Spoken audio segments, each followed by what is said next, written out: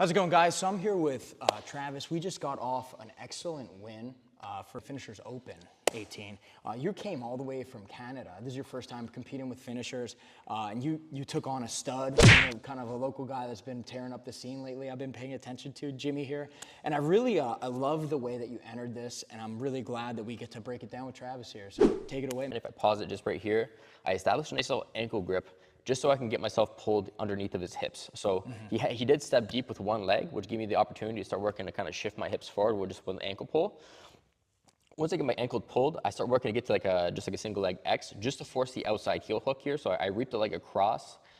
Jimmy did a good job, start working to turn himself away to get his knee line cleared, but he wasn't able to completely clear the knee line. He kind of landed his leg right on top of my thigh here, but it still wasn't enough for a break. So as we go through, right about here. So his leg isn't fully cleared, but I did know I wasn't going to be able to finish the outside heel hook. So I had to make a readjustment. So from my outside heel hook attempt, what I noticed is that I wasn't going to be able to finish. So what I did was I kind of 2-1 his ankle, just so I kind of kept the knee line where it was in place. And then I switched hip back to a backside 50-50. So I opened my legs here. I paused for a quick moment just so I can start working to show how I configured it here. And here I see perfectly what you were describing, where his knee line isn't trapped yet. Yes, exactly. You know, hence it been the case that his knee was on the opposing side. I would have had a better bite, but he was doing pretty good at splitting it. So I was forced to turn this into a backside 50-50. So I switched back to my opposing side hip, and then I weaved both my legs through. From there, you can see I kind of have like a false grip on the top of his foot, because what I'll be going through in the details here in a moment was I knew that it was going to be hard to start working to get the isolation of the backside bite until I started passing the foot to the top side, because his foot was planted to the floor. Because he was already kind of in a standing position, so I had to break him back down in order for me to get to his foot to the top side, get the 50-50. So as we go along, we pause here. Jimmy kind of broke back down, trying to do the same escape kind of essentially, where he was trying to clear his knee line out here. But particularly to this position, I realized that he wasn't necessarily able to clear it like he did the first time, because of the fact that I had a 2-on-1 over and under. This is where the key detail comes in. So as soon as I get to this position right here, his knee line is now recaptured by me, because I was able to start working to splay my leg a little bit just to recapture. See you opened it completely, so his knee can hit the ground. Yeah. And then you're able to trap it. Yeah, exactly. Now, the hardest part, I would say, that a lot of people will screw up on, particularly to the backside 50-50 in the scenario, is that you need to have a particular grip on the foot, because of the fact that it's planted to the ground and you have to pass it across to your topside hip. What I did was I kind of used a shelf hand. So my bottom hand, I was able to go into the top of the shoelaces, and I punched it underneath, and I framed it off the floor to assist it. So as I start working to clear myself, I'm able to start getting underneath and then passing it to the top side, where I can start working to go for my exposure. So as we go along here, I have it now about captured here, where I use my left hand to pass it across my top hips. Kind of hard to see from this angle, but right about here, you can see I pass it off to my primary hand, and I already start working to get a dig. Jimmy does a good job starting to work to go for his back rolling escapes here. But eventually I was able to catch up once again with the isolation, and I was able to get my hips over top of his knee where he was no longer able to roll, and I was able to get the finish. And you kind of finished with a double outside ashi there. You know, I actually I do believe I had a full 50-50, still locked in by that time. Yeah. So as it goes along, I'm still backside 50-50, still there, locked in with my triangle there.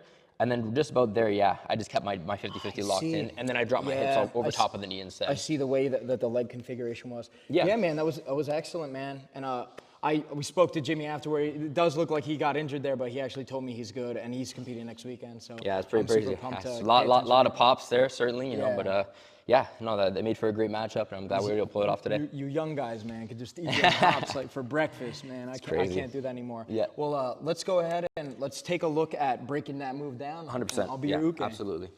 All right, guys. So Travis is gonna break it down for us now, man. Show me how you entered that heel hook, dude. Okay, so right from the start, I kind of baited Jimmy in here just with the idea that I was grabbing an ankle grip. So when he took that step forward, I snagged myself into a position where I just had this shallow at first, just so I had the ability to start working to get my hips underneath them. So with this grip alone, kind of as he was in the lower position, I was able to put my foot to the mat here. And whether it was the case I did a two over or not, I just got my hips underneath here and got myself into a single leg X. Okay. One thing that I did too as well, just to support the reap, is the primary hand that I had initially on the ankle here, I'm shelving underneath of my own leg here just to help as I pass the leg across and get to the reap. Now, I don't know if we have to rotate just to see the ankle. Yeah, let's. So we'll just rotate just for a moment. So once again, I got ourselves in the position. I dropped my hand to the mat. I started reaching the leg over. He turned himself away to a position where his knee line wasn't necessarily fully cleared, but it wasn't enough for me to start working to get to the break from the outside heel hook. So I had to make some readjustments. So what I did is as he straightened back out, I coupled my legs back up and over, and I got myself to a backside 50-50 scenario here, where in the transition, yeah, we'll spin it over. In the transition, I got myself underneath of his leg here, and my primary hand, instead of being a shelf for my own leg, now goes to being a shelf for his leg here, okay? Now my number one goal with the position here was trying to get to the top of his shoelaces, just so as he started to go for the roll itself, as it passed across, I was able to follow and give myself the backside 50-50 continuously and not lose his foot to the bottom of the mat here where I'm no longer able to get to finish the backside 50-50. So where I invert, so we'll just go right to the backside 50-50. So we're here, okay? Where I was underneath, he back rolled one more time. I got my hips over top of the lock here, where I kept my feet configured here in this position, where I was able to start working to go for the dig and then dropping my hips into the mat over top of his leg here. So it was really critical that before I continue my roll, I make sure I keep this primary shelving hand to punch it as deep as cross as I can so I can get on his heel. And then of course I can drop my hips and get the finish for the backside 50-50. Do you want to do it one time fast? Yeah, for sure. So as we're here, well, same thing. I ankle pull, just kind of get myself pulled underneath. I go for the reach here. I'm able to switch back over the top. I'm able to pass through. Either get it from this side here, or if it continues one more time, I can get my hips over top of the lock and then slowly bridge in for the finish of the backside 50-50. So a nice little readjustment you can use, especially if you're using the knee line. Of course, it's transitioning from outside heel hooks, inverting underneath. The backside 50-50s is always an option, but you just gotta make sure you're controlling the knee line at all times. Where can people find you on like the internet? Yeah, so on Instagram, my first and last name, Travis Zale, BJJ. Anything else, I don't really necessarily have established yet, but I'm all over the competition scenes, and it's going to continue growing from here forward. I'm glad to be out here competing with the youngsters and all these guys out here. So yeah, I appreciate you having me on, of course, and it was nice meeting you. Otherwise, keep on going for those goals. Finishers 18, baby. Let's go, champ.